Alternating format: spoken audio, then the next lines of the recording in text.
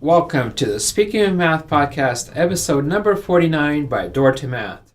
This podcast is devoted to all things math education and how parents can be a positive factor in their kids' math learning. Math is the gateway to many professional careers as well as confidence and personal growth. Find more information at www.doortomath.com or on Facebook, YouTube, and Instagram at Tucson Math Doc. So let's get on with the topic of the day. I remember when our kids were smaller and we were remodeling our kitchen, you asked me to build a big long table in the kitchen for kids to do their homework on, and that was not the same as the dining table. This big long table was on the side of the kitchen and it was different. Why is that?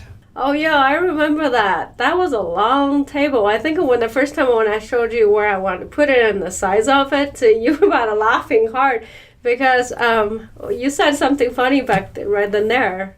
I think it was about 15 feet. Yeah. And this was when our kids were back in the second or third grade? Yeah, I think about third grade. Okay, so 15-foot long table, and our kids were so tiny, and they barely occupied. Actually, they squeezed down to one end, and that 15-foot table at 10 feet of it was not used forever, right? Right. The reason I was asking for that big one is this is what I believe. I think our physical environment mirrors what we have in mind and in our mental space as well. So one reason I ask a big one, for one, I want to expand their mind. And for two, I know that almost all students tells me when they are in my office that how they don't want to come out. So they just want to do their homework and they watch their TV shows and they have their friend chats and everything is done in their bedroom. And it always occurred to me that's not a good way to run academic endeavor in one small spot. That's where we sleep, that's where we chat socially, and that's where we learn, experience difficulty and frustration. There's just too much distractions, I thought. Okay, so there's distraction in the bedroom and just too much stuff going on, and parents can't really keep an eye on their kids doing homework, especially in younger grade if they're in the bedroom somewhere in the house. So I get that. They want to be in open space, but why not do homework on the dinner table?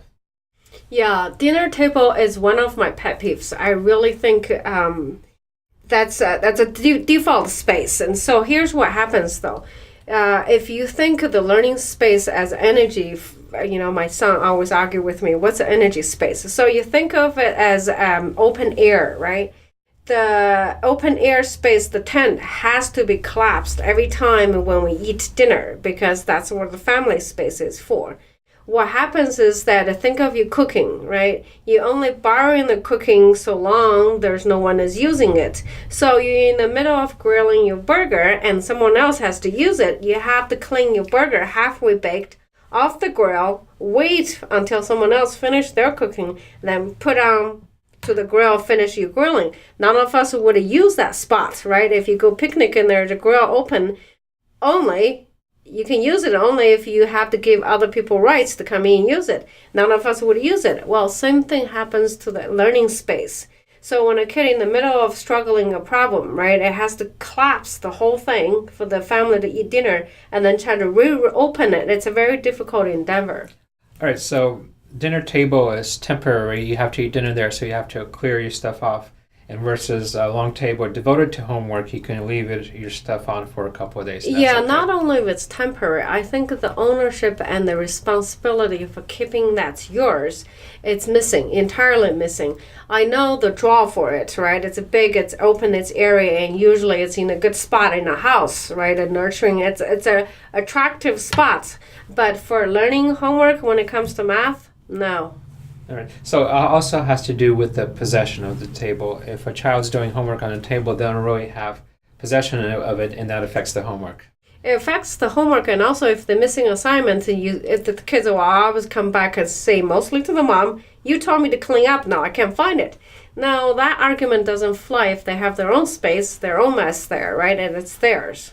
So it teaches them responsibility. Teach them a responsibility, and I really think learning is a fragile space at the beginning, and the more we can make it concrete, the more you can anchor the learning into something stable, something doesn't change, and then it gives that comfort of reliability. All right, I remember you telling me a story a while back. When you were little, your grandpa gave you a corner of your table. Was that the same idea? Yeah, that space I always treasured it because that's my spot, right? I went from the messy to clean to messy to clean again, but that's always my spot. So it doesn't have to be a 15-foot long one. If you can, great, go for it. But I think what really important is three things. I think something as big as you can physically afford to put in there, do that. And give that space to the kid. Resist the temptation to cling it, because then that's not yours, or right, it's not the child's. And if it's messy, let it be. Eventually the kid is ownership takes over, pride takes over, joy of owning something and keep it clean takes over. Stuff will take over if you give enough time. All right, so that leads us, and we're talking in a larger sense about a learning environment that you can set up for your kids. So a table devoted to them, that where you can keep an eye on them in a public. Definitely not a dining table. All right. Right. So somewhere you can keep an eye on them. Are other aspects important to the learning environment other than a table that's devoted to them? Yeah, I believe at the very beginning when the kids starting getting the habit of homework, it's important to put them in somewhere in the social where everyone does come in. Now, over the years, I've heard all the objections. It's noisy, it's going to be distracting, so on and so forth.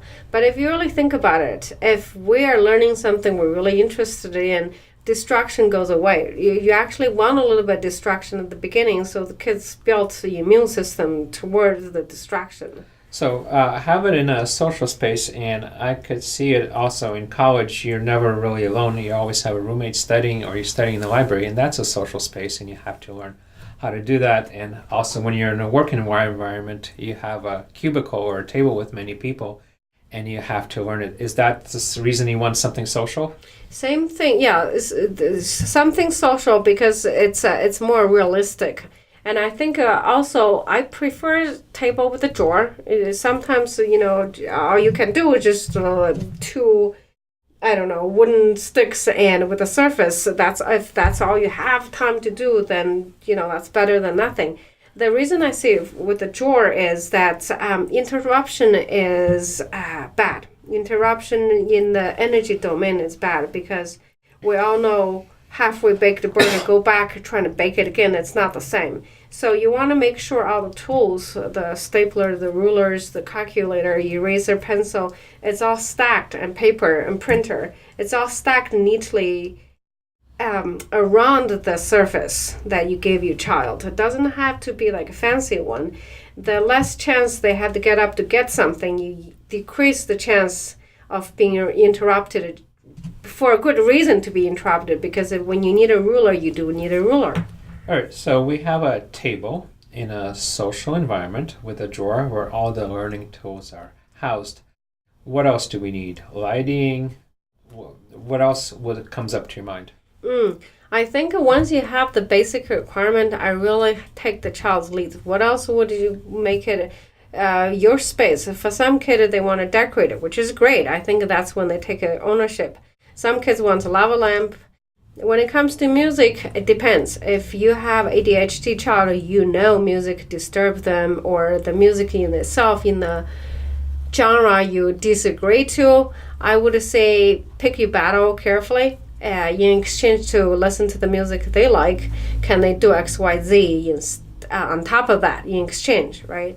If the music is not a big deal, something else is a big deal for the child, use your judgment, because I really think we as a parent have internal gauge. If we turn that gauge on with the aim creating the best nurturing, that's probably a good word, a nurturing environment for our kids to learn, that's a good guideline.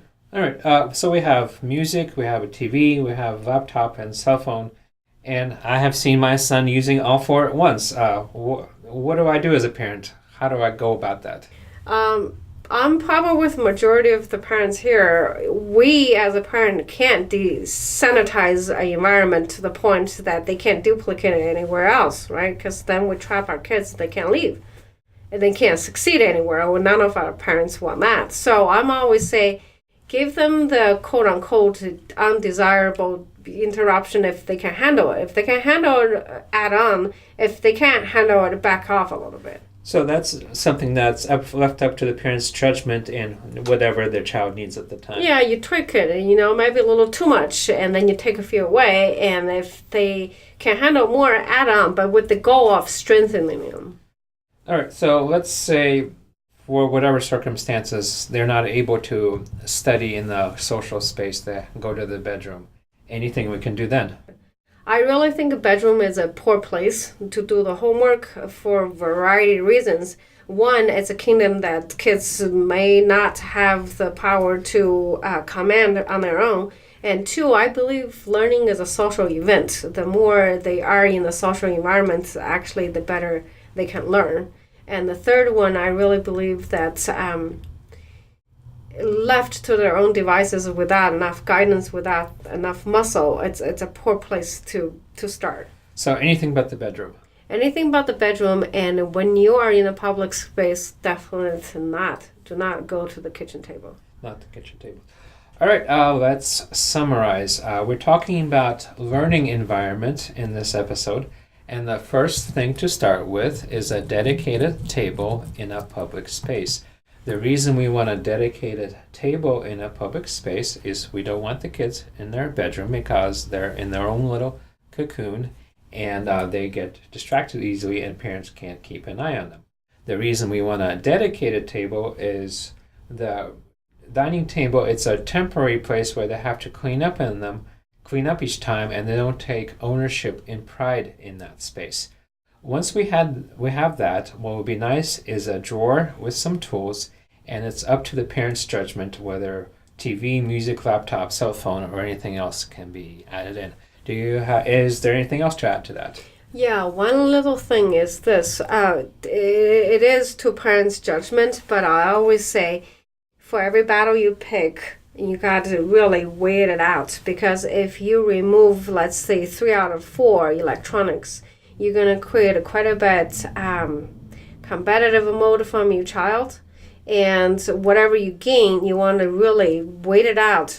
Whatever you actually do gain, less of distraction, is it worth the, I wouldn't say animosity, but is it really worth the battle? And if the answer is yes, it's worth the battle, then do you have, what's the ratio, 1 to 7? Mm-hmm. 1 negative, quote unquote, life lesson versus 7 positive interactions. So removing 3 negative things, quote unquote, right? Do you have 21? Do you have energy to create 21 positive things? So what I hear as a parent when deciding on the TV, laptop, cell phone, I have to be very careful that if I decide to take something away, I have to have 7 positive things for that. Or at least keep in mind of that, yes. Okay. Until next time. Happy parenting.